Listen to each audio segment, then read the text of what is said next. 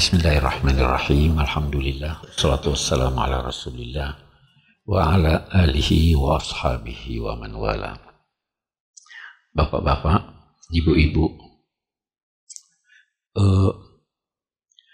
kita sudah berbicara tentang dua pokok besar dari ajaran Islam, tentang rukun Islam, rukun iman. Masih ada satu yang belum selesai. Kita belum bicara tentang akhlak. Banyak cara untuk membentuk akhlak itu. Yang pertama, lakukan dulu apa yang dinamai takhalluq. Ada perbedaan antara akhlak dan takhalluq. Imam Ghazali beri contoh begini. Akhlak yang baik itu Anda harus bersikap baik kepada anak yatim, ya kan? Itu harus menjadi bawaan. Tapi itu tidak serta-merta muncul. Anda harus melatih diri Anda, membiasakan diri Anda untuk bersikap baik terhadap mereka. Nah, kalau pembiasaan ini berlanjut dengan baik, akhirnya dia menjadi akhlak. Anda terbiasa. Ada riwayat, bisa jadi sahih, bisa jadi tidak sahih, mengatakan begini. Bacalah Al-Quran dalam ayat-ayat yang mengancam, yang ini sambil menangis. Kalau kamu tidak bisa menangis, maka paksa-paksakanlah dirimu menangis. Biasakan diri. Jadi pembiasaan itu adalah salah satu cara yang paling baik untuk membentuk akhlak. Anak-anak kita itu begitu.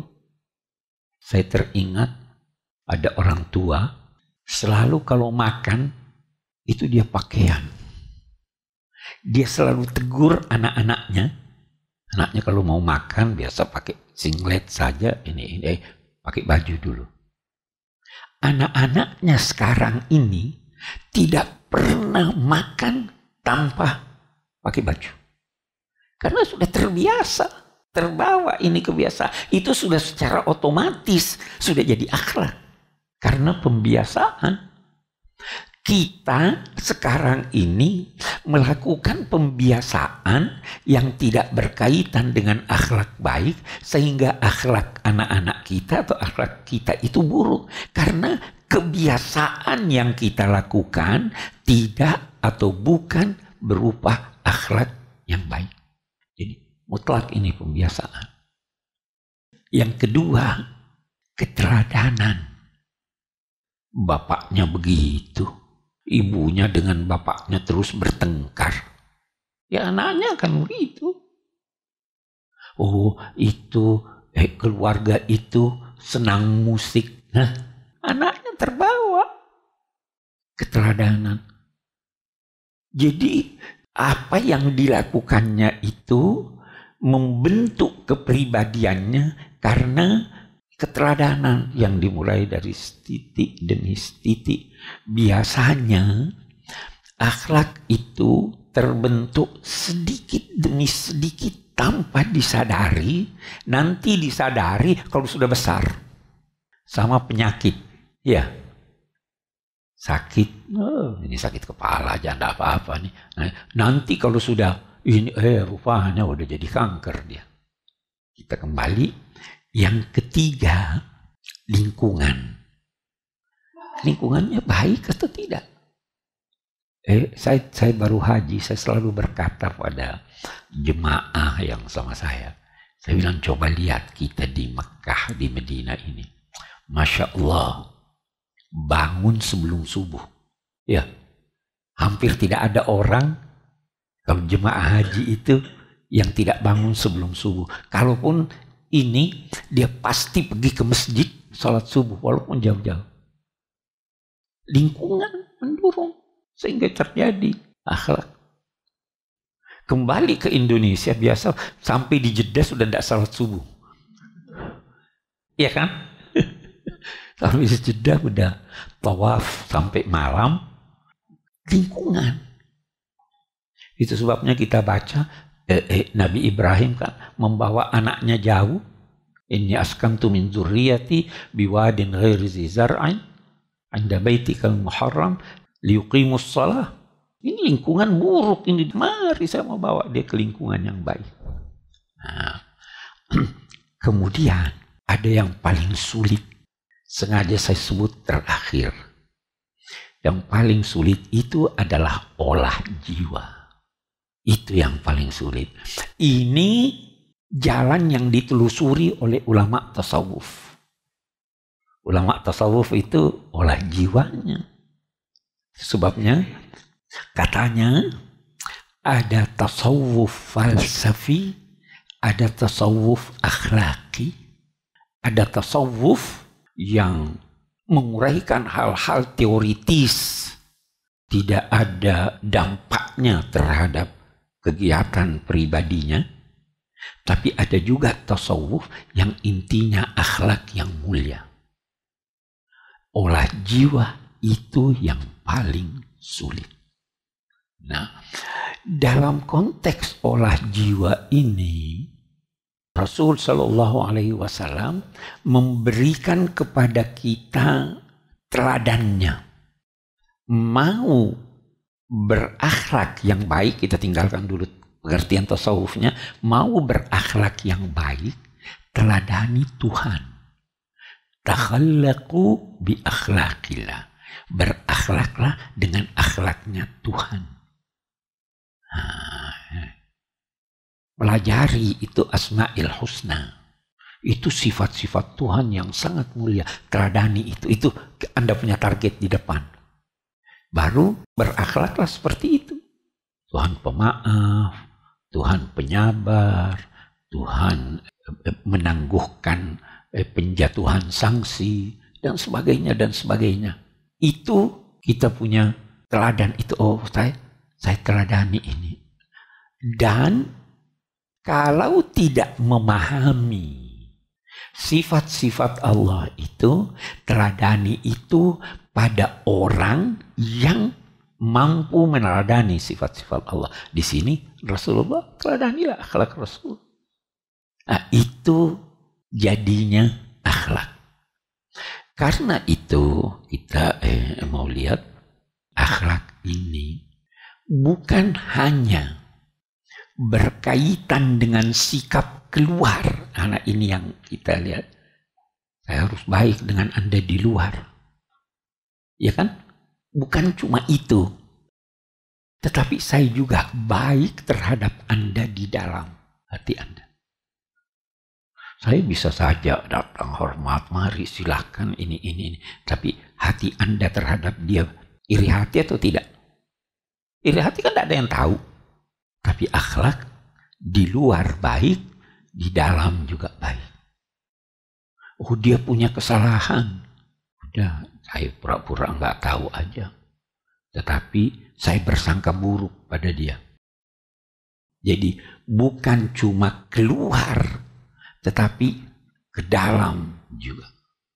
Itu Nabi Shallallahu Alaihi Wasallam pernah satu ketika datang seorang yang begitu jahat kepada beliau, begitu jahat kepada anak-anak beliau, sehingga beliau mengatakan siapa yang bertemu dengan dia bisa dibunuh. Nabi halalkan darahnya. Sudah luar biasa. Suatu ketika orang itu datang mau minta maaf pada Nabi. Nabi diam, mendesak, maafkan saya wahai Nabi. Nabi berkata akhirnya, oke deh, pergilah, maafkan. Setelah orang itu pergi, Nabi bersabda begini kepada sahabat-sahabatnya.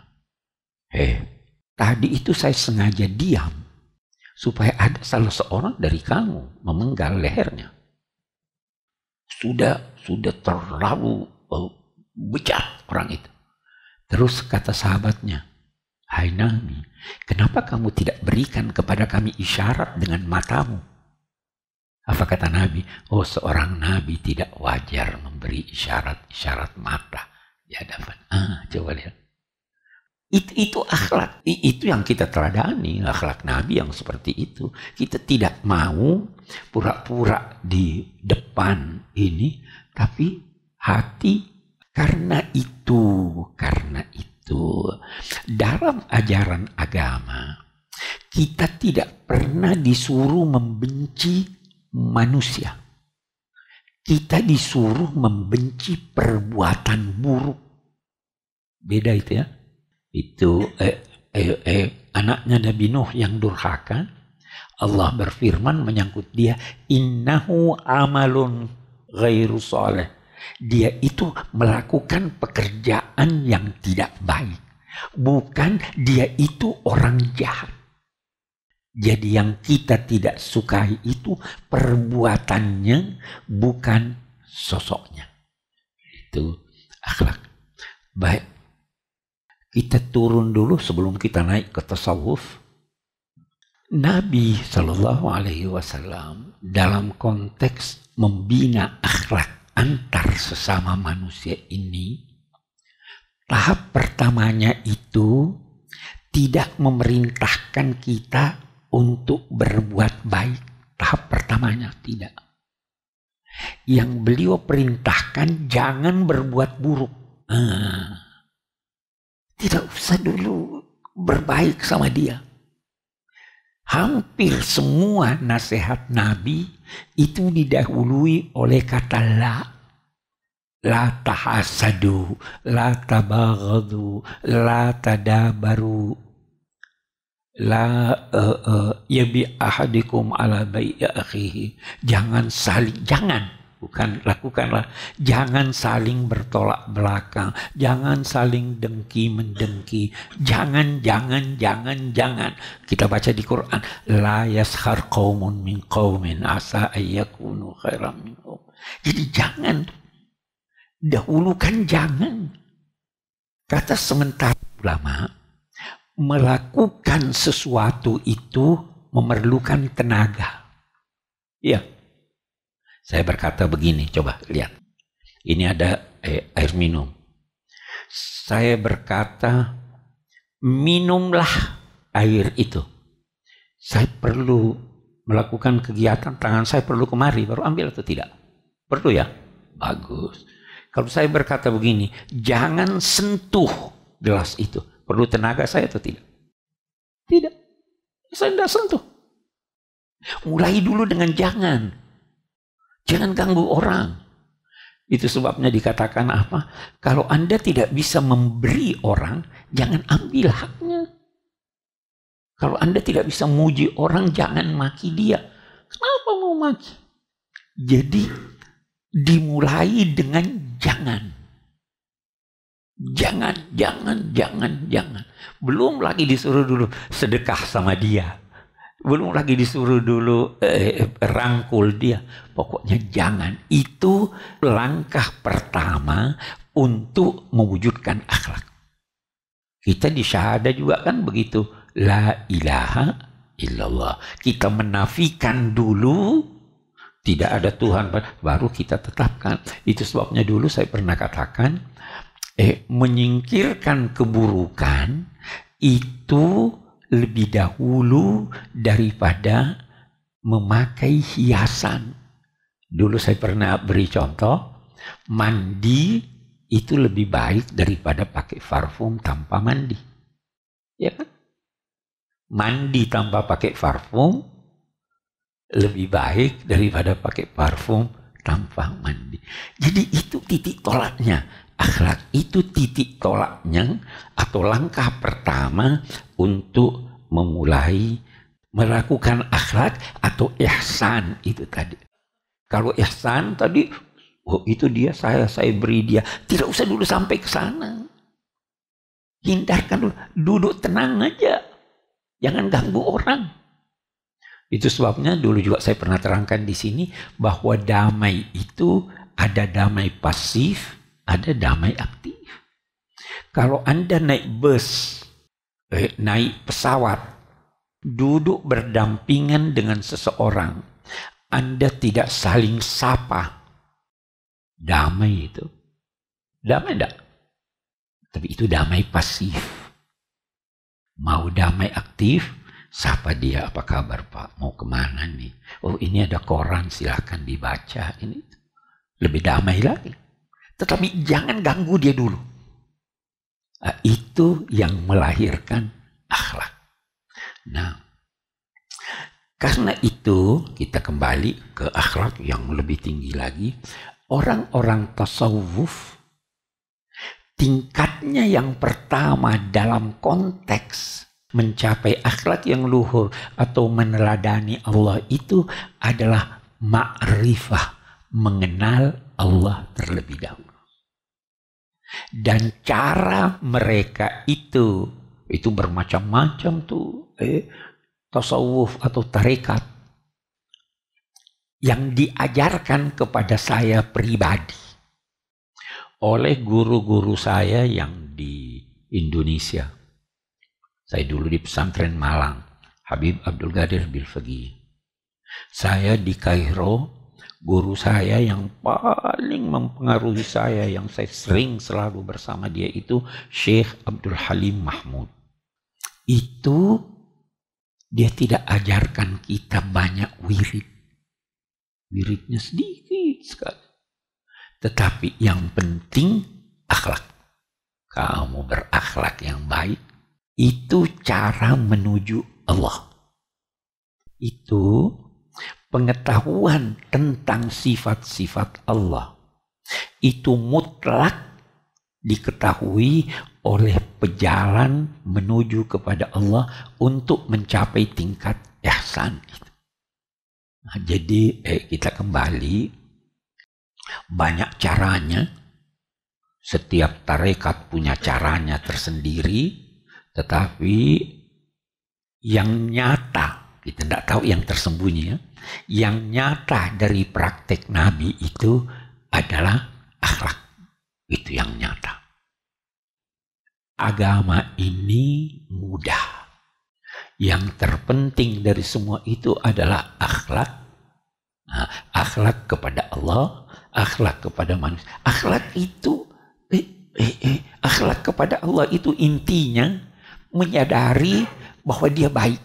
Nah, bisa tidak Anda melakukan terhadap manusia bahwa ini baik ini? Kalau Anda beranggapan, atau jangan jauh-jauh, dokter. Dokter, Anda pergi berobat pada dokter, Anda anggap dia baik ya. Dia suruh Anda minum pil pahit, mau enggak? Oh jahat nih dokter, dia kasih pil pahit. Anda terima. Anda bersangka baik pada dia. Bersangka baik pada Tuhan. Kenapa? Oh saya kok kena musibah nih. Sangka baik atau tidak?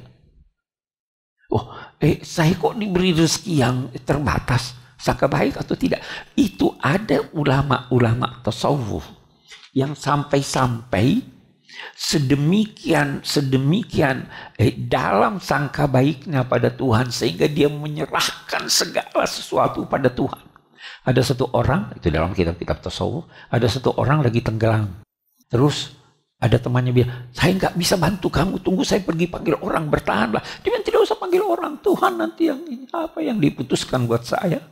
Jadi dia sudah tawakalnya tanpa usaha. Kenapa? Karena dia sangka baik sama Tuhan. Nah, itu sebabnya juga dalam ajaran agama, salah satu yang paling penting dalam konteks hubungan dengan Allah adalah bersangka baik terhadap Allah. Itu juga nanti dalam konteks manusia, sangka baik sama manusia. Carikan pembenaran bagi apa yang dilakukannya. Nah, itu akhlak yang baik.